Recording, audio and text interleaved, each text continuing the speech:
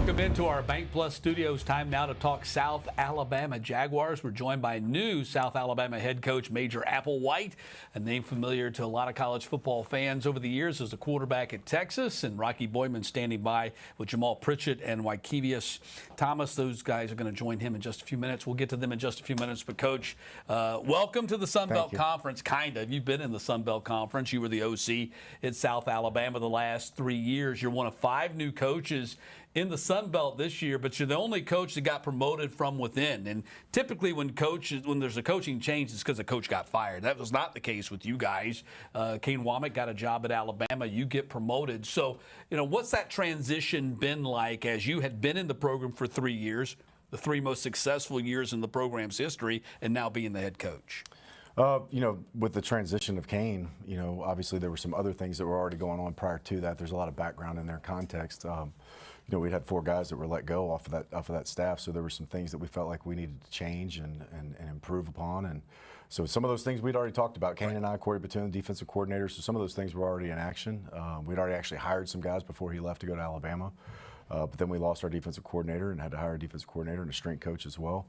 So it was about getting the right people in the right seats, making sure you get people of integrity and obviously competent, good coaches that can connect, but people that are consistent. They're going to be consistent for the players day in and day out, somebody they can hang their hat on. And now we got those guys in the seats. Then it's obviously about instilling a culture and some of the things that we wanted to change with our program within it. We had already talked, and sometimes there's a little bit of what would he do, what would that guy do? It's a new guy, this, that, and the other. And I told the players, it's great that Will's back.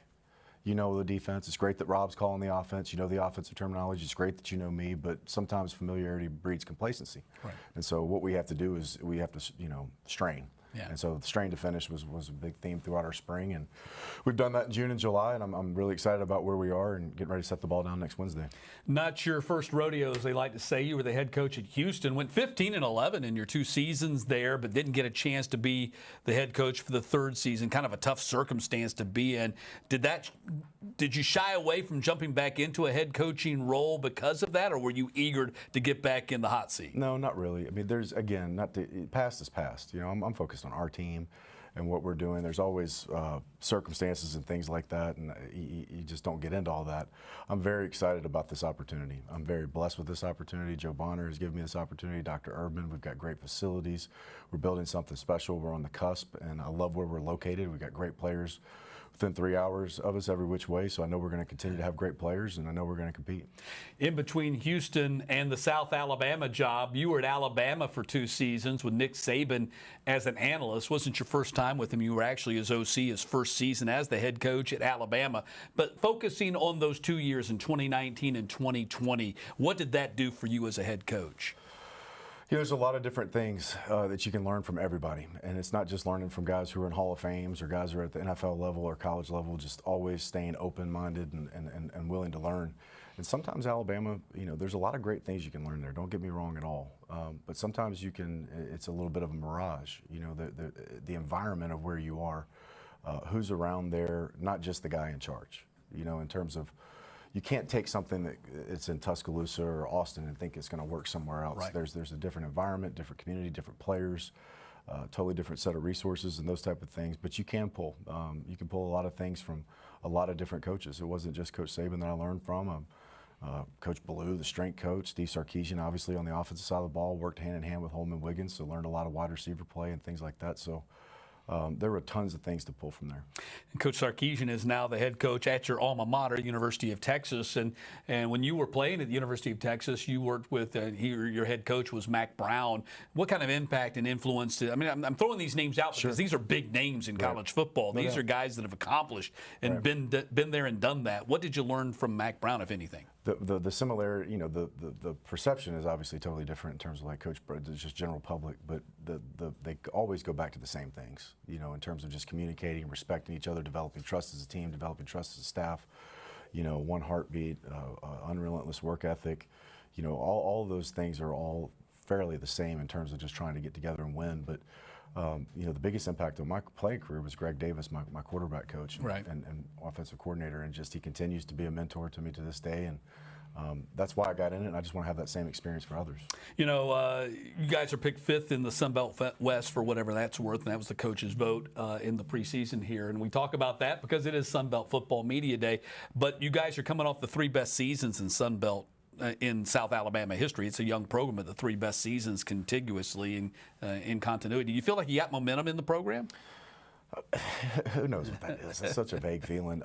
You know, I felt like we had momentum coming off of 10-3 until we went 7-6. Yeah. You know, you create your own momentum in this world. So we're just going back to work and focusing on what we can do, which is practice 1 next Wednesday, and worried about our 20 square feet and what's in front of us right here and right now. And you know, but I do. Yes, you win a bowl game. There was, you know, some excitement to come back out there. First bowl victory too. Absolutely, and improve upon that. And you know, how much momentum, that'll be a different answer here in about a month in terms of the work we're getting ready to go put in. You can answer it better starting in about a month and moving forward. So let's talk about your team. You bring 6 starters back on offense. Not all starters returning are equal, of course. Carter Bradley had a fabulous career with you guys. Is now in the NFL with the Raiders as an undrafted free agent. LaDamian Webb is gone, great rusher. And Colin Lacey is with Louisville now. He transferred out. But you bring back Gio Lopez. Right. Can your offense be as good, and is Gio Lopez going to be the guy that runs that offense? Yeah, I have a lot of high hopes for our offense. I really do. There's a lot of playing experience on that side of the ball. You know, wide receiver Javon Ivory, Jamal Pritchett, Devin Boyson, DJ Thomas at tight end has played a lot of football. Gio has played. Both of our backs have a lot of experience. One of the freshmen got some experience playing last year. So there's a lot of snaps that have been on that side of the ball. On the defensive side of the ball, we've lost some guys, lost 3 to the portal SEC schools, but there's still playing experience on that side as well. But there's a little bit more on this side as you look at it from afar, and so I anticipate us having a good year on that side of the ball. Yeah, Lopez had a big game against Eastern Michigan in the bowl game, a big win for you guys. And he's also, he appears to be, and maybe he isn't, but a little bit more of an athletic quarterback than Carter Bradley was. As good as Carter is, Gio's a little bit more athletic. Does that provide you some more options and wrinkles in your offense that maybe Carter didn't? Yeah, absolutely. I mean, I think that you know as well as everybody else, that's where the game's gone and has been for at least the last 2-3 decades in terms of just finding a guy that can make plays at that position outside of just the play call. You know, it's hard to, you know, pin the tail on the donkey 75 times in a row as a play caller. Sometimes you need a quarterback that can do a little something. And I think he can do a little something. Yeah, get you out of that, you know, and that's what you want, and that's what you're seeing on Sundays, and that's where the league's moving, and I'm excited to see that something. Yeah, well, excited to see it too. So Webb is gone at the running back position, but you have Kentrell Bullock coming back, a guy who started his career at Ole Miss and now gets an opportunity to really carry the ball. Something he didn't get a chance to do at Ole Miss, but he's going to get a chance to carry the ball for you guys. Right. Both of those guys have carried the ball. LaDamian got the brunt of it in terms of the carries, but both, you know, Braylon, Bam, McReynolds, local guy from there in Mobile, McGill-Tulin, and Kentrell Bullock, both of those guys have carried the ball, and it's not going to feel, you know, abnormal to them. They're ready to go.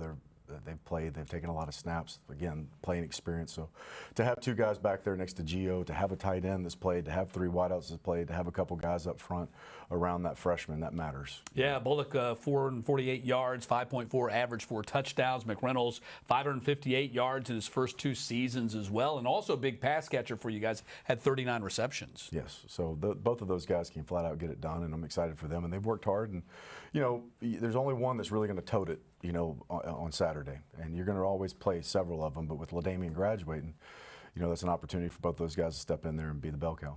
Speaking of pass catchers, and you alluded to him already, Jamal Pritchett, who's sitting by with Rocky over there, and we're going to hear from Jamal coming up in just a few moments, but had a breakthrough season last year in his 2nd season in the program. What are you expecting out of him?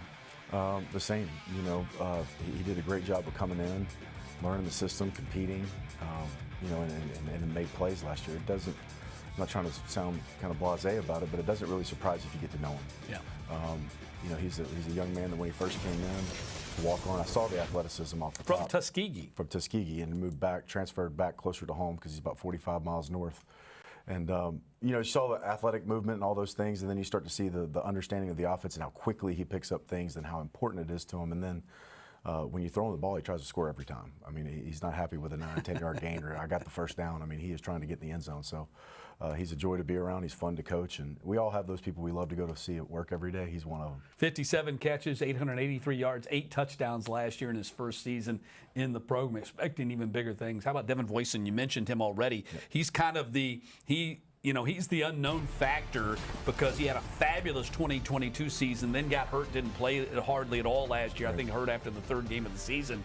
But he was an all Sun Belt honorable mention guy in 2022. Yeah, I mean, both of those guys are cut from the same cloth in terms of character. They work hard at their craft. They do extra. They bring people along. They're great for their wide receiver room. He's been working his tail off since the Southeastern Louisiana game when he tore his ACL. And how is he from a health standpoint? Is he going to be ready to go at the start of the season? He has put himself back in position to practice with the team, and those are things, obviously, I mean, those of us who's been in it and been with those type of injuries, there's some monitoring as you get into contact and things like that, but he is, and again, it doesn't surprise you. I told you the same, cut of cloth, worked his tail off and got himself back in this position to potentially play this year. 64 catches for 867 yards and 5 touchdowns, and that was in 2022, and then got hurt in just the second game of the season a year ago. So tight end DJ Thomas Jones is back. He finished the season strong for you guys. All 5 of his touchdown catches came in the last 2 games. Gio threw 2 of those to him. Yes. DJ has done a great job for us the last couple of years, and this is obviously his last one. He's worked his tail off to get to go out the right way, and he has really worked hard the last half of the season and spring in terms of just trying to be more of a complete tight end, and he's really done a great job in the weight room. I'm eager to see just the physical gains that he's made and kind of widening his skill set. And 47 catches for him in 2 seasons, so he's been a great pass catcher for you as well as helping out on that offensive line. So as we already pointed out, your star quarterback, your 3rd all-time leading passer in Texas Longhorns history, and only 2 people have done more passing yards than you. But you're an offensive guy. That doesn't mean you're not a defensive guy, but typically in your career, your focus has been on the offense. So how do you negotiate that now being in charge of it all, and how do you feel that reflects, and how do you feel like your defense is going to be this year? Well, it's real simple to me. There's what you played, and then there's what it takes to win championships. And what it takes to win championships is great defense. And you got to take the ball off people. You got to be great on 3rd down. You got to be great in the red zone. You've got to be able to, play your situations before half, 2 minutes into game. Yeah, I mean, I played quarterback, I played offense, but I want to win a championship, so my focus is... Well, you should know how to beat, you should know about defenses. You know how to beat them, right? So you know how to make them good, too, right? You know what frustrates you as an offense, and you know what's tough for you as a quarterback. You know what works your mind and works your body, and, you just impart that on the defense in terms of just how to mess with the quarterback and get into his head and go after him and attack him. Do people, and people like me, but do people sometimes get stuck on things like that?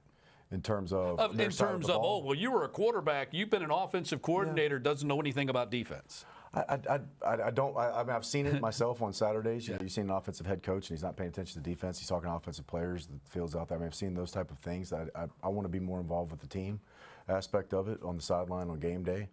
But again, there's just certain things that there's no way around it. It takes what it takes, and I just hadn't seen many good championship teams with bad defenses. So, we're going to always put the emphasis where it needs to be a champion.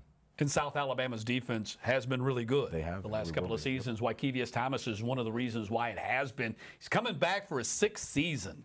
6 seasons college football. What are you expecting out of Wykevious this year? Hopefully what he did the first 5 in terms of just quality of play. Great leadership, though, too. He's worked himself into a point where there's so much street cred because of what he's done on Saturdays that youngsters have to listen. So he's doing a great job from a leadership standpoint. He'll still be productive. We've got a lot of great young defensive linemen in the program. So, kind of like that uncle who's been through it a few times. You can kind of tell those young guys how we need to do things. And I'm looking for a great year out of him. A mentoring role, not only though with his mouth, but also with his performance as well. But he's going to have a highly productive year. He's worked too hard not to, and he's going to position himself well for the draft. 122 total tackles the last 3 seasons, 13 TFL, 6.5 quarterback sacks, and you also have one of the best safeties in the entire Sun Belt Conference, and Jaden Boyson, who comes back. We talked about his twin brother Devin, who was hurt. Jaden comes back. Do you agree that he's maybe the best safety in the entire Sun Belt? He's up there. I'm not into all of the coronation, all that stuff, but he's definitely in that conversation. But we are, Coach, and that's why I asked. He's in that conversation. There's no doubt. It's a shame we can only bring 2 guys because he's another guy that, quite honestly, you want to bring to media day because of what all he's done and the type of person he is, the type of leader, the type of role. He plays with such great instincts, and he's another guy who's going to have a great senior year and position himself well for April. Yeah, absolutely. But it's a good thing that you got so many leaders that you got to choose from your leaders as to who to bring to Sun Belt Football Media Days. Let's take a look at your schedule for 2024. And the Jaguars will open up against North Texas out of the American Conference, and that'll be on August 31st, and that'll be the game that you're hosting. Then you're on the road against the MAC team, Ohio, Northwestern State, and then comes your conference opener early. A Thursday night, September 19th at App State. In fact, you've got 3 games in a row there on the road and 4 of your first 6 on the road. The good news is you get home games in the back half of your season. Yep. It is what it is. You know, I mean, I've never been one to really look at it from the standpoint of it's this way or it's this way. It's the schedule. It's 12 of them. Yeah, you only play one at a time, right? Let's go play them. Let's go play them. You know, where it's at, doesn't matter. Let's go play them. Let's go compete. Good stuff, Major. Let's send it over to Rocky. Matt, thank you very much. I'm here with wide receiver Jamal Pritchett and defensive tackle Wykevious Thomas. And Jamal, start with you. You've obviously played under Coach Applewhite when he was the OC last year. What has he brought to the table in terms of being a head coach? What are some of his themes? What's some of the culture he's built as now the head coach? Just hard work, and a good head coach, just working hard day by day and just hoping that carry over into the season and trusting that our work gonna carry over into the season. Now you guys lose your quarterback from last year, your top running back. You of course come back. Just tell the folks at home right now why you think this offense can be explosive this year. Because of the work we put in each day, since the spring started, the connection that we have with each other, and just trusting our training when the season comes, and know that we have playmakers to make plays and that we put in the work to be successful. So. Coach Applewhite a second ago talked about 20 square feet. Is that like a saying of his, or what does he mean when he talks about worrying about your 20 square feet? Main thing, just worry about yourself and what's around you. Don't get caught up in the outside noise. And yeah, that's the main thing. Just worry about yourself and your teammates and what you can control. Very good. Wykevious, I'll turn to you here. Just talk about the ways in which this defense can improve here this year. Everybody's doing their job. Everybody doing their 111. Everybody firing on all same cylinders. It's hard to beat a defense that's everybody doing their job. And mainly just techniques. Technique is the main thing to success. So just being technical sound and as working as one. Very good. Now this is your 6th season. You clearly love South Alabama football in this program. What makes you love this program so much? Well, so this program gave me an opportunity when nobody else did. So I thank them for that, and it's up to me to. It was up to me to stick around and show my loyalty to the program. From a defensive perspective, what's going to be the key this year for you guys being the team that can emerge in the West? Just doing your job. Don't worry about nobody else's job around you. Just do your job and trust your teammates to do their job, and then we're going to be successful. Very good, guys. Have a great season. Thanks so much. Matt, we'll send it back over to you. All right, Rocky and Coach. I get the sense you're a very matter-of-fact kind of guy and kind of reflective of the position you played. Going back to that, as a quarterback, you can't let anything rattle you in 2-minute situations, 1-minute situations, game on the line. But I also sense that you're very excited about this opportunity as the season gets ready to start. I am. I'm ready to start. I've watched these guys run around in T-shirts and shorts and pretend like they're playing football for 2 months, and I'm sick and tired of watching CrossFit exercises and all this stuff. I'm ready to see them play football. Just love to compete. And that's the trademark of our team is 60 minutes. We're going to be competitors, or however long we have to play. And so I've been proud of the way they work. I mean, they know the other side of me too now. I will have fun with them. We'll cut up and we'll have fun, because it can be too hard if you don't. But that's going to be a trademark of our team. Is that the kind of juice that got you into the coaching business to begin with, that wanting to compete? Winning's great, but competing also. What I've always found is the people who really love to compete, they'll get into a game and they almost I wish this game would never end because I just love competing. This is such a fun game to compete in. Yeah. You want to win, but you also love the competition. Yeah, it's a lot like any other coach or any other player addicted to the sport, the competition part of it. You just want to put yourself out there and you want to see who's best. And I love that aspect of college football. I love it. I love it being on TV. Our game against Troy, App. Those are opportunities in national television where you get to throw it all out there. Your university, your program, your players, the way you do things, and go see how it stacks up. Major, continued success. Look forward to seeing how you do there in season number 1.